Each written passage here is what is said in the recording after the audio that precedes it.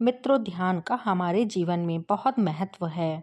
महात्मा बुद्ध की एक प्रेरक घटना से हम आपको यह बताते हैं कि कैसे सही फोकस और समर्पण से जीवन को सफलता की ऊंचाइयों तक ले जाया जा सकता है।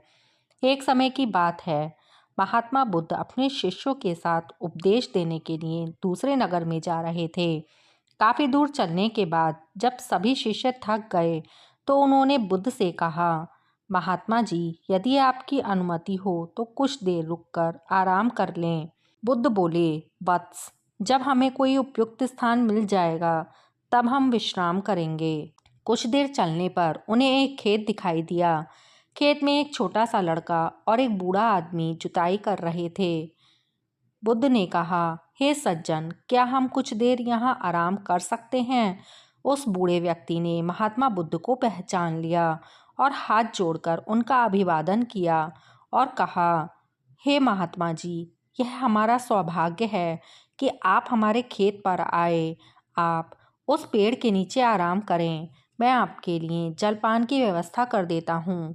महात्मा बुद्ध ने कहा, हे सज्जन, आप अपना काम पूरा करें, हमें कुछ नहीं चाहिए।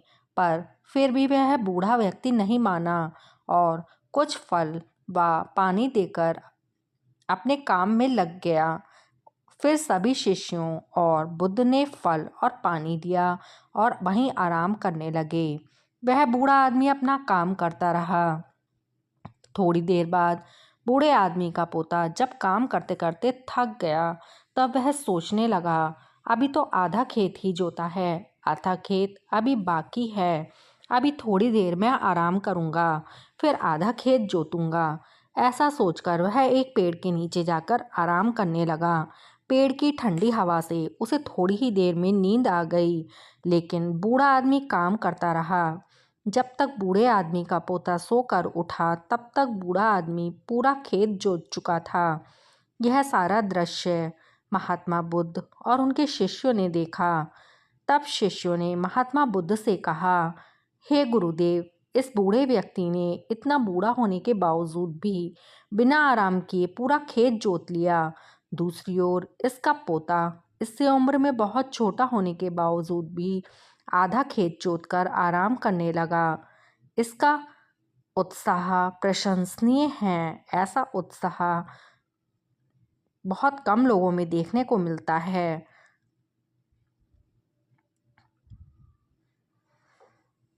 महात्मा बुद्ध ने कहा, तुम ठीक कह रहे हो।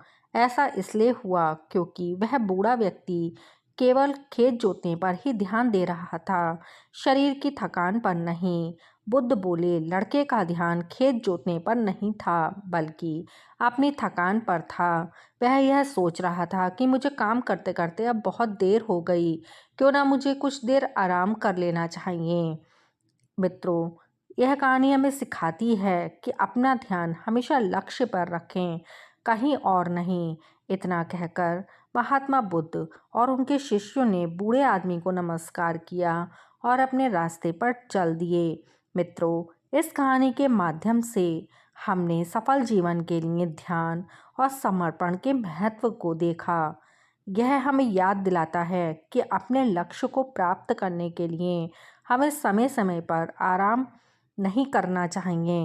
सही फोकस और समर्पण के साथ हम सभी चुनौतियों का सामना कर सकते हैं और अपने लक्ष्य को प्राप्त करने में सफल हो सकते हैं। मित्रों, अगर यह कहानी आपको अच्छी लगी हो तो कहानी को लाइक कर देना, चैनल को सब्सक्राइब कर देना और कमेंट बॉक्स में अपने विचार ज़रूर डालना।